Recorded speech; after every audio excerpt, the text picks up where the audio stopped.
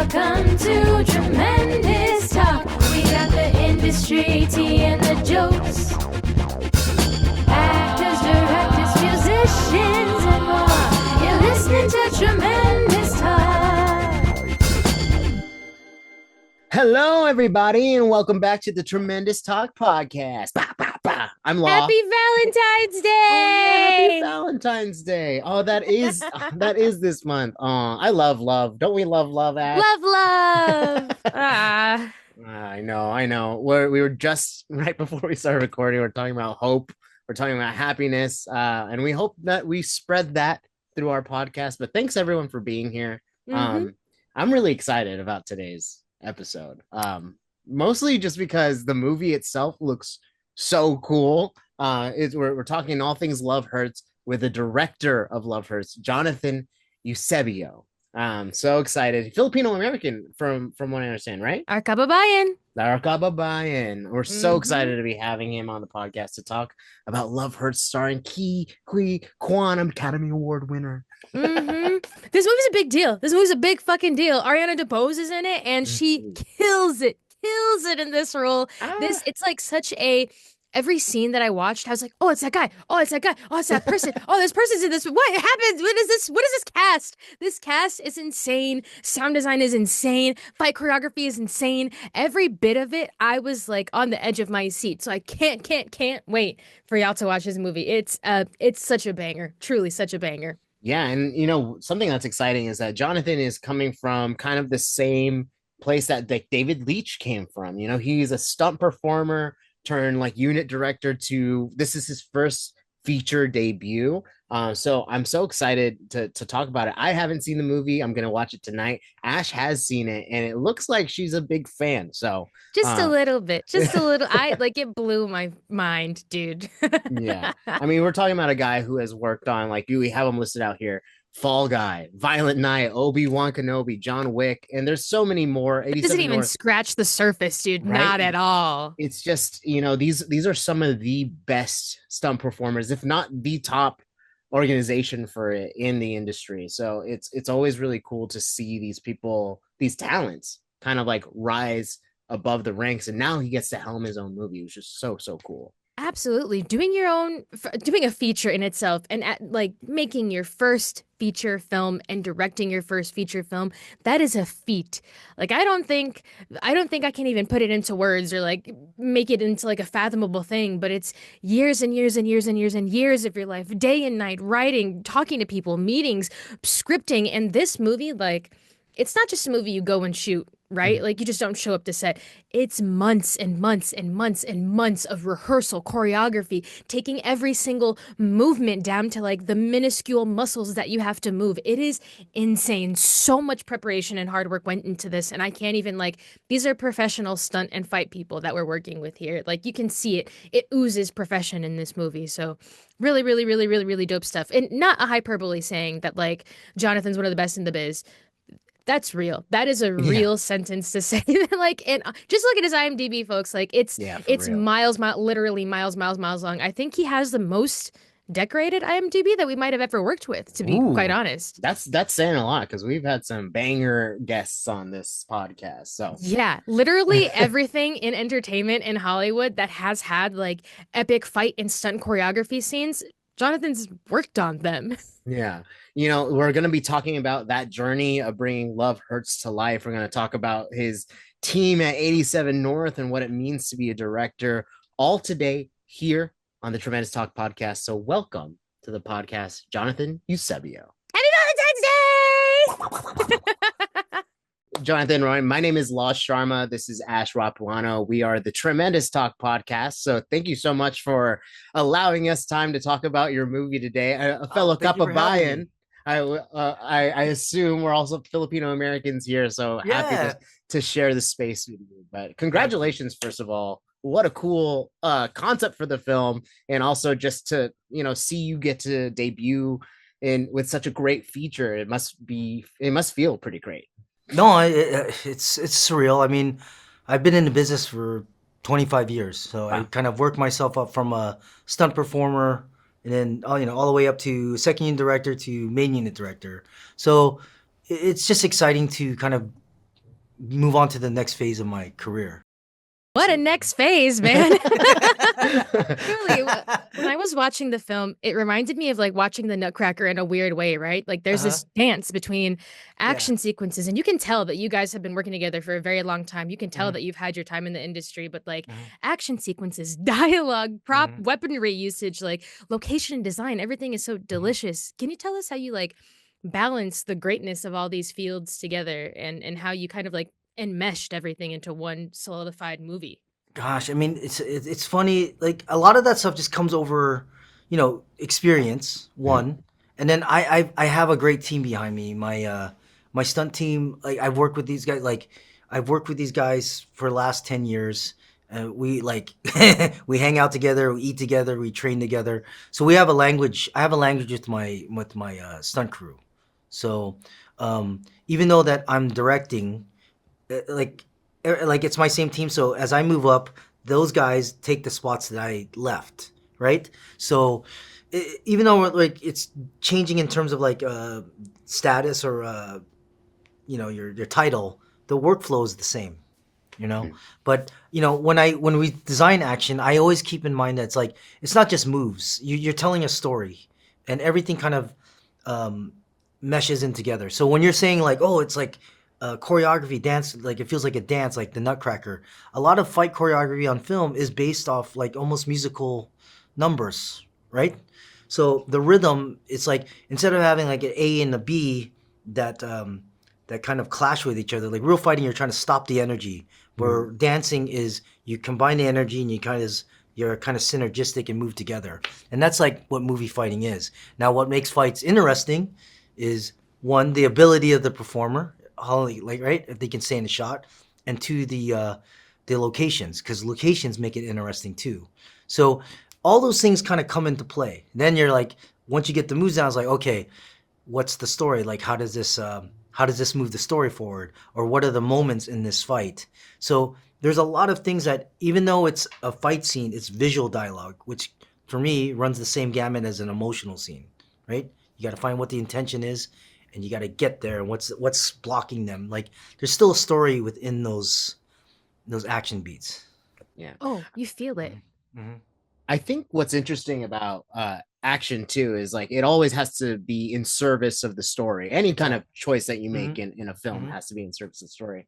And I think that's something that 87 North specifically does super well. Like it's not only engaging action, but it always has a purpose of some sort, right? Whether it's Bullet Train or, and the Fall Guy when the logos jump Yeah. out. Like it's just very, very cool to me. But because of your background, I'm curious, like how those you mentioned the parallels of like when you move up, people kind of take the places Yeah. of the roles that you filled. And obviously, like David Leitch is someone who is probably a mentor to you, and you've Yes. seen his kind of Well, that's pathway to exactly where. like that's what he did for us. Yeah. So when he is a stunt, he is a stunt performer. Like we're under him. And Mhm. then when he became a coordinator, we're a stunt team. And then when he became second unit director, I became his coordinator. And then when he became a director, I became his second unit director. So as he went up, he brought me up. That's a team mentality thing. And plus, he knows what he's gonna get because he mentored me. He taught me Mhm. these things. Can So I I do the same thing with my guys. can I ask you who is your, I guess, if David to Jonathan, who's Jonathan to, like who's your someone you're like mentoring right now in the Well, I mean, process? again, my stunt designer, stunt coordinator, Chon Aiden, Mhm. he on this movie. So we bumped him up to second unit director on this, and he like him and Feng Yang and Charlie, who was the fight choreographers on the movie. They've been my team for the last like I guess I want to say 5-10 years. So we know each other really well. But I'm trying to bring those guys up, right? Like I brought them up to help me when I get to this position. And then we were just actually talking the other day. I was like, hey, you guys got to get these kind of guys because you guys are getting older. You guys can't hit the ground anymore, like, as much. So it's an ongoing process. Let's go. What a family affair. I mean, speaking of family, Jonathan, I have to know the spoon and the fork on the kitchen wall. Is that a Yeah. shout out or is it not a shout? I was like, yo, am I No, seeing what I'm seeing? it wasn't a shout out to the Filipino thing, but I saw it. I saw it when they're on set. Like I saw it when they made the set. I'm like, we're using those. We're using those, and so we had prop ones made. Oh, that's so Yeah. sick. That's I mean, awesome. with those two, I mean, you obviously have incredible AAP representation. Besides the fork and the spoon accidentally Uh-huh. happening, were there any other like AAPI things that you sprinkled throughout? I mean, obviously with Well, the boba straws and the yeah. posters at LKP. Yeah. I mean, the boba straw was strong for me because I remember like anyone drinking boba knows those goes, man, these straws are these straws are pretty thick. They can be pretty dangerous. But I mean, sprinkling stuff. I just sprinkled in stuff that I grew up watching. So I grew up watching '80s Hong Kong movies. Young Jackie, Young Sammo, like those kind of movies, like Shaw Brothers, Golden Harvest movies. And so what you're watching is my like homage to that time of my life. So whatever feeling I had and that sense of awe, that's what I was trying to instill to the audience. Yeah. Yeah. You kind of touched on this a little bit, but I'm always so curious, especially for someone who came from a stunt background and is Hmm. now helming a project of, what is kind of this like in terms of working with talent that Hmm. does have stunt background. Like Ke Hmm. Quan obviously knows how to fight, has done coordination Hmm. of himself. Then you have someone like Marshawn Lynch coming in, whom Hmm. I would imagine doesn't have as much on-screen fight Hmm. training. Hmm. What is kind of like your communication style to make sure that everyone is on the same page when you're Hmm. directing a fight scene? Well, again, we train like whoever we get in cast, regardless of their ability, we do train them and we choreograph everything. So Mhm.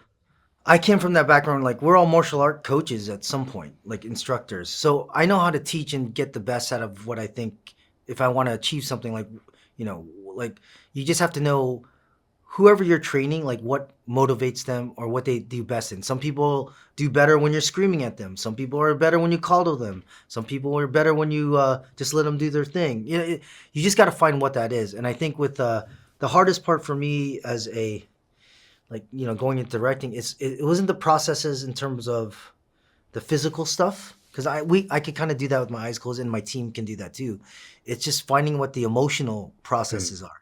So the acting processes are for me were more difficult than the physical processes because everyone you can't tell a person what to emote.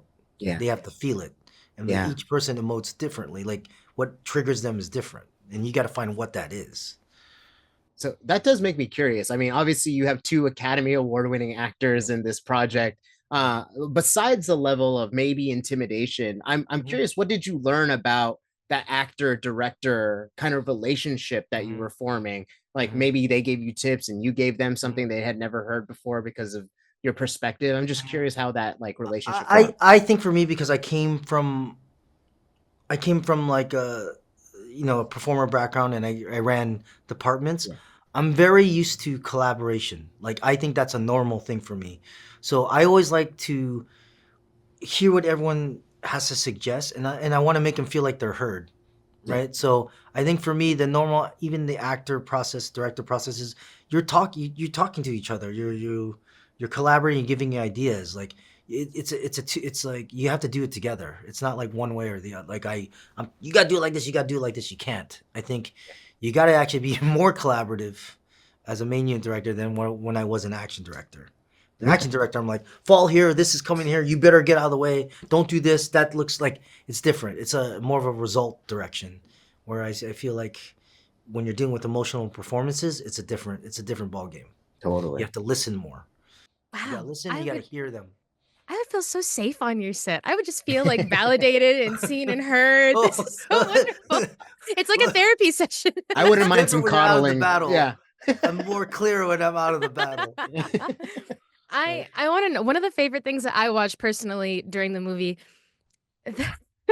between like the punches and the kicks, there Hmm. was these like cheesy moments that I fell in love with, Uh-huh. like the I'm in danger of falling. That was my oh my god, like Jonathan, I was screaming during these parts, but like how did you get that balance, man? Like between Well, like these like belly laugh and like mhm. comedic timing moments to effortlessly just like pow pow pow pow pow. Mhm. Again, I don't know. Like again, a lot of it for me is it's intuition or vibe, Mm. right? But I like to do things where if there's extreme moments of like high octane action, I like to juxtapose it with scenes of levity or moments of levity. So you're looking in these things like it's a roller coaster ride. If you don't have to go up and down I don't think it's as exhilarating. If everything's like this, 100% all the way through. So finding that balance is for me. It's an intuition things. Sometimes the cast, my actors do it sometimes just on their own. Like they improv it, and you're like, whoa, that's great. Let's keep What? that. Yeah. So my thing is like you let them do your thing, you tell them what to do, and sometimes you let them go off and they do something that's amazing. You're like, we're keeping that. We're going that direction, right? Whoa. So that I mean, for me, like again, as a main unit director, it's not so much telling everyone like exactly what to do. You're just steering the ship and just make sure it gets to that destination.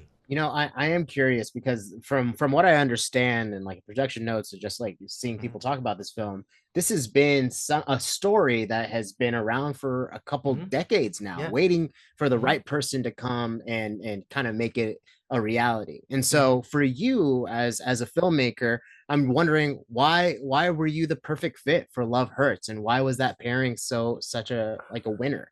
Yeah, it's this thing came up like, backstory on this. This script originally, like when Dave was first trying to, starting out directing, Dave was going to do this movie. Mhm. So that whatever the first incarnation of that script, Dave Leitch was going to do this movie. But he went on his journey, and he got as big as he got. And Kelly McCormick one day goes, "Hey, you should think about directing." And then she was like giving me scripts, and she gave me this one, and it came up twice, and I read it, and again in my earlier phase, I didn't know. I was like, "Oh, I got to read it, and like that's the action." But when she told me later, she goes, "No, you have to read it and interject like what your sensibility into it." So I read it. I love the premise, and I thought the characters were very quirky, and I like that kind of humor, like subtle humor or quirkiness.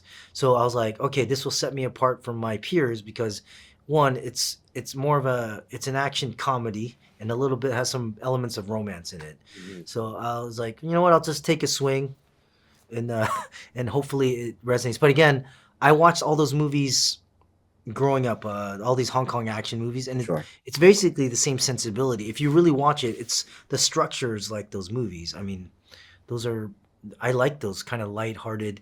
You escape for 90 minutes to 2 hours of your day, and then you there's moments in the movie you try to copy or emulate. That's how I know it hits you in the right spot. You did it very well. I'll say that. But, like, in talking about kind of, making this your own kind of movie that you grew up with as a child and stuff Mhm. too, you've done a lot. Like, you've done some pretty crazy sequences in the past from your various different lives that you've Mhm. led, but for this film, is there, like, a sequence that you were like, "I don't know, man. I don't know if we're gonna get this. Like, this Uh-huh. seems really hard. I don't know if Key and Ariana, I don't know if Mhm. they can do it." Like, do Mhm. you have something that you're just, like, really proud of that got into the final cut? Oh gosh, I mean, again, as an action person, of course I'm going to say action, but for me, it's always about those emotional scenes. So uh, anything with like Key and Ariana in the kitchen and they're arguing in the house, like I love those. Those are my favorite scenes. Sean and him in the office, those are my favorite. I like those stick with me the most. And everyone's like, "Oh, what's your favorite parts?" Of course, I love the action. It's like the kitchen scene is my favorite, the one with Marshawn and Andre fighting Key, The because there's a soup. lot of layers. Yeah, there's a lot of layers to that fight.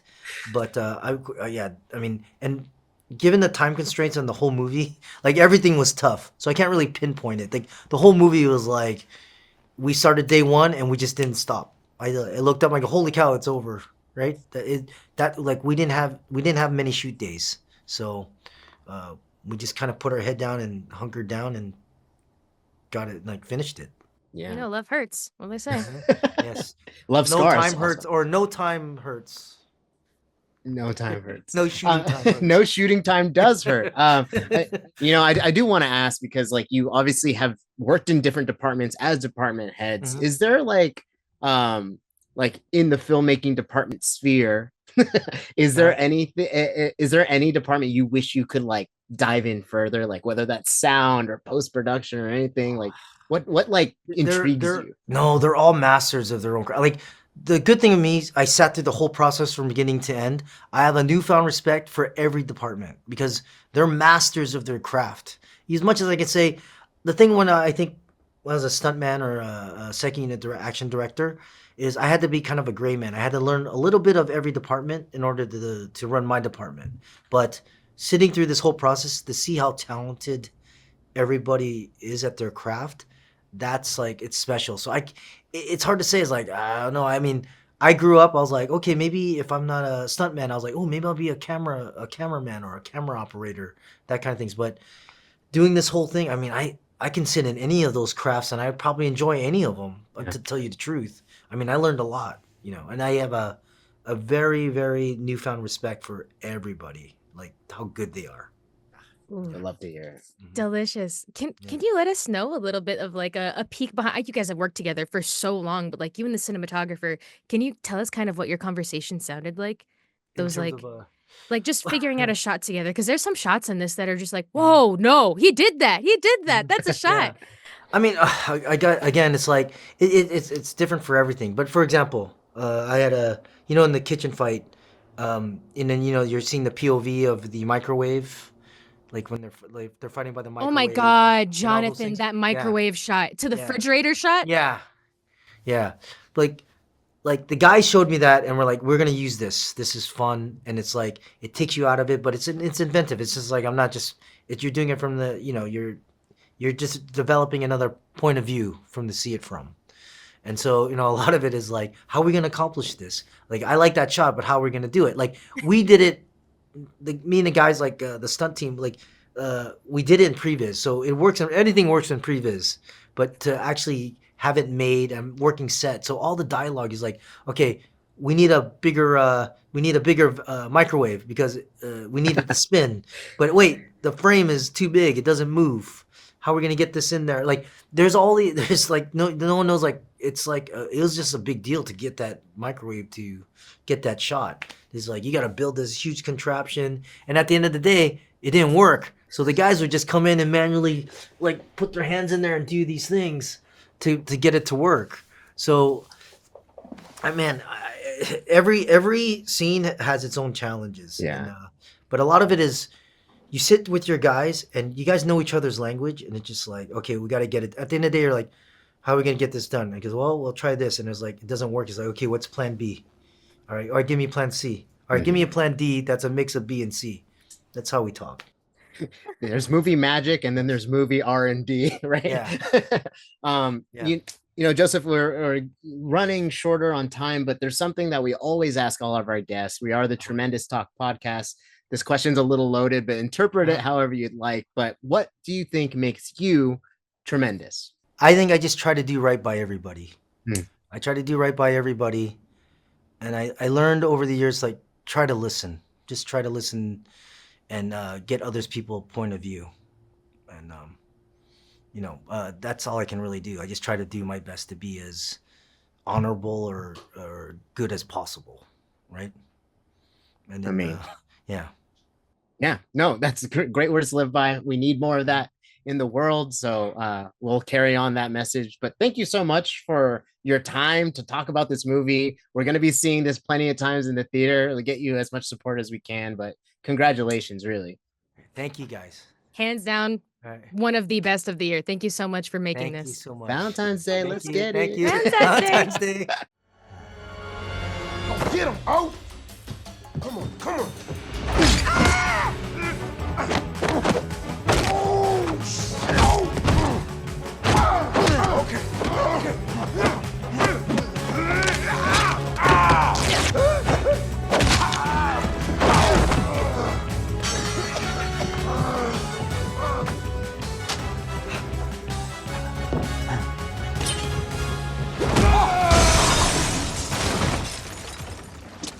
The Tremendous Talk podcast is produced by Lawrence Sharma, Ashley Rapuano Sanchez, Gabriela David, Joseph Garalde, and Jeremiah Abraham in collaboration with Tremendous.